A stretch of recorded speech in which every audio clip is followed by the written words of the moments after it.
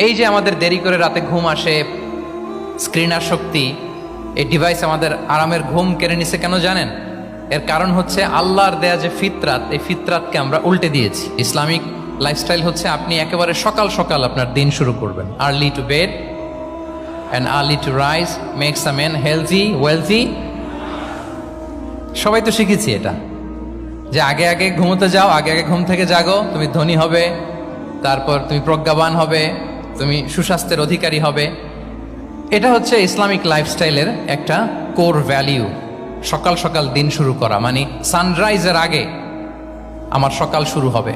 কাজী নজরুলের যে কবিতা, সূর্যি মামা জাগার আগে উঠবো আমি জেগে, পড়েছি আমরা সবাই, কিন্তু হয়তো মানা হয় না। তো এই যে সকাল সকাল ঘুম থেকে ওঠা, এটা যদি আপনার মধ্যে না থাকে, এটা ইসলামিক লাইফস্টাইল হতে পারে না। You must be a morning person. সকাল সকাল উঠতে হবে। আপনার সময় এমনভাবে মেনটেন করবেন আপনি যে সকাল সকাল ফজরের পর থেকে আপনি অ্যাক্টিভ। তার মানে you have to wake up early, you have to sleep early. একজন মর্নিং পারসন যদি না হন, এটা ইসলামিক লাইফস্টাইল হবে না। এর কারণ আল্লাহ রাসূল সাল্লাল্লাহু আলাইহি ওয়া আলিহি ওয়াসাল্লাম আমাদেরকে সকালে জেগে থাকার ব্যাপারে ইন্সপায়ার করেছেন, এবং তিনি দোয়া করেছেন এই উম্মার জন্য স্পেশালি, যে এই সময়টা এটা ফুল অফ বারাকা, ফুল অফ ব্লেসিংস। তিনি দোয়া করেছেন, আল্লাহুম্মা বারিক লি উম্মতি ফি বুকুরিহা। আল্লাহ এই উম্মতের বুকুরটা মানে সকালের সময়টা, লেটস সে সানরাইজের পরে ৩-৪ ঘন্টা, এই সময়টাকে আল্লাহ আপনি বরকত দিয়ে ভরে দেন।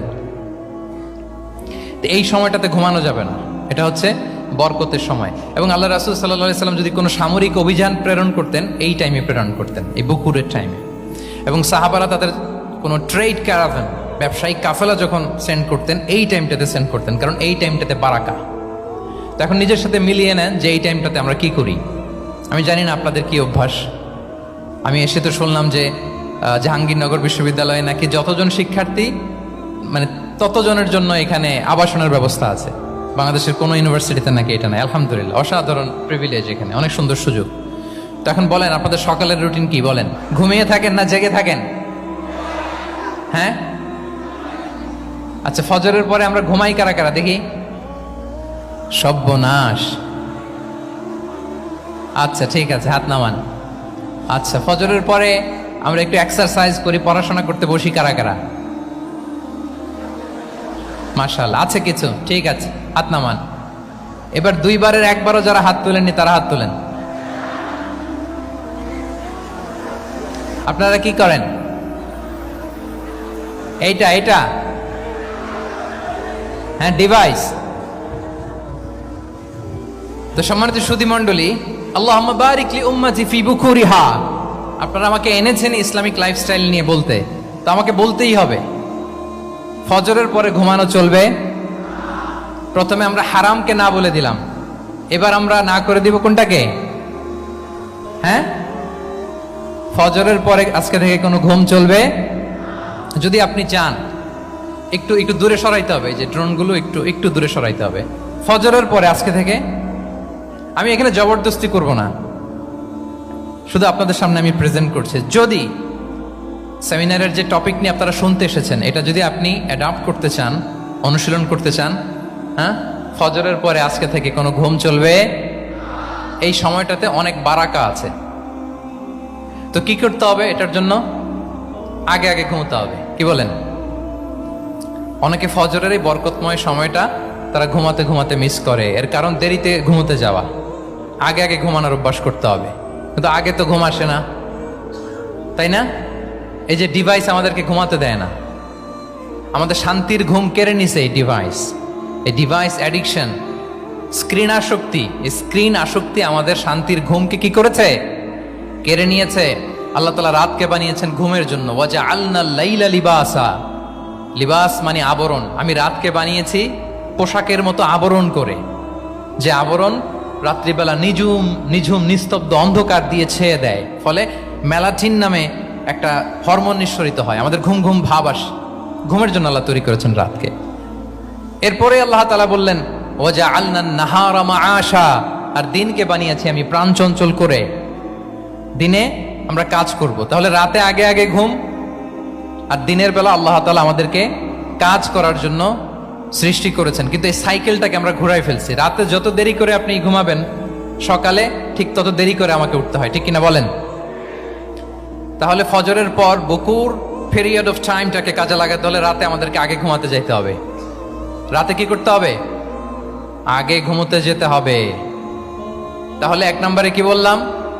কনসেপ্ট অফ হালাল এন্ড হারাম। 2 নম্বরে বললাম প্রোডাক্টিভিটি। ইসলামিক লাইফস্টাইল হচ্ছে একটা প্রোডাক্টিভ লাইফস্টাইল। এটা মেনটেন করতে হলে প্রোডাক্টিভিটির অনেক কথা। একটা কথা হচ্ছে সকাল সকাল আপনার দিন শুরু করুন। কি পারা যাবে তো ইনশাআল্লাহ? সবাই একসাথে পড়ে ইনশাআল্লাহ।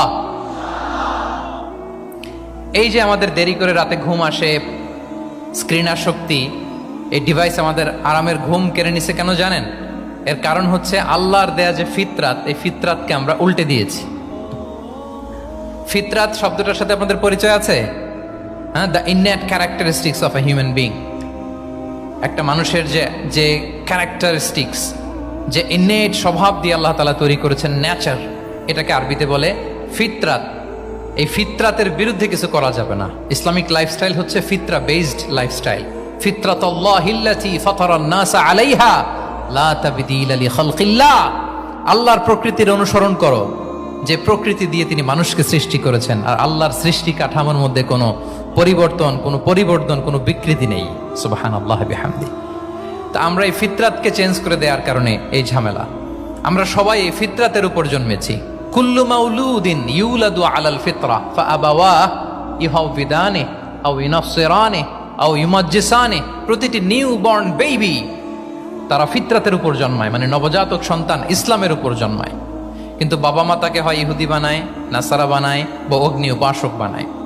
তাহলে এই যে ফিতরাত, আল্লাহর দেয়া ফিতরাতকে যখন আমরা চেঞ্জ করেছি, আমাদের জীবন থেকে বারাকা উঠে গিয়েছে।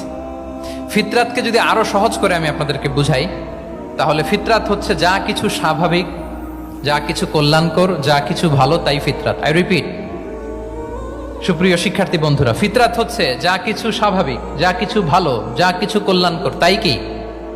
তাই ফিতরাত। এই যে এখন আরবি কোন মাস চলছে বলেন তো? রজব। এই রজব মাসের 26 তারিখ দিবাগত রাত্রে আল্লাহ রাসূল সাল্লাল্লাহু আলাইহি ওয়াসাল্লাম ঊর্ধ্ব জগতের একটা ভিজিটে গিয়েছিলেন। আমরা জানি না সবাই? হ্যাঁ, ইসরা মেরাজের কথা আমরা জানি। সো এই মেরাজ রজনীতে আল্লাহ রাসূল সাল্লাল্লাহু আলাইহি ওয়া আলিহি ওয়াসাল্লাম ফিতরাত, মানে what is the essence of ফিতরা, এটা বোঝানোর জন্য এই হাদিসটা আমি শেয়ার করছি। মেরাজে যখন গেলেন, জিবরিল আলাইহিস সালাম ওনাকে 2টা পেয়ালা দিলেন। তিনি বললেন, উচিতু বি ইনাআইন, আমাকে 2টি পেয়ালা দেয়া হলো। ফি আহাদিহিমা লাবান ওয়া ফিল আখারি খামর। এক পেয়ালায় ছিল দুধ, আরেক পেয়ালায় ছিল মদ। ফা আখাযতুল লাবান ওয়া শারিবতু। যখন 2টা অপশন দেয়া হলো, 2টা পেয়ালা, আমি দুধের পেয়ালাটা নিলাম এবং সেটা পান করলাম। তখন জিবরিল আলাইহিস সালাম বললেন, আসাবতাল ফিতরা, মানে you are guided to the ফিতরা, আপনি সঠিকটাই নিয়েছেন। যেটা ফিতরা, যেটা নেওয়া উচিত, আপনি ওইটাই নিয়েছেন। তাহলে এখন আরো সহজ হবে। যদি 2টা পেয়ালা দেয়া হয়, একটা মদের পেয়ালা আর একটা দুধের পেয়ালা, তো আমরা নিব কোনটা বলেন? হ্যাঁ, তাইলেই ফিতরা হবে। তাহলে কি হবে? তাহলে যেটা স্বাভাবিক, যেটা কল্যাণকর, যেটা আমাদের জন্য ভালো, সেটা হচ্ছে ফিতরাত। তাহলে মদের পেয়ালা, দুধের পেয়ালা, কোনটা নিব? সবাই নিব তো নাকি? আমাদের রুচির যে দুর্ভিক্ষ চলতেছে, অনেকে মদের পেয়ালাই নিয়ে নিবে। আছে না একদল? তারা কি করে? ওইটা চুজ করে ফেলবে। এবার বলেন, আমরা কোন পেয়ালা নিব, মদের না দুধের? আমাদের ঐতিহ্য, আমাদের রুচি, আমাদের মূল্যবোধকে ধ্বংসের যত আয়োজন দরকার, সব সেটআপ চারদিকে আছে। আল্লাহর ফিতরাতকে ধ্বংস করে দেওয়ার শয়তানি সব আয়োজন আমাদের চারিদিকে। বাট আপনাকে রাইট থিংটা চুজ করতে হবে। তাহলে রাসূল সাল্লাল্লাহু আলাইহি ওয়াসাল্লামকে দুধ দেয়া হলো, মদ দেয়া হলো, তিনি নিলেন দুধের পেয়ালা। তাহলে এটা হচ্ছে ফিতরাত। এটা কি? ফিতরাত। এভাবে সবকিছু চেঞ্জ করে দেয়া হয়েছে।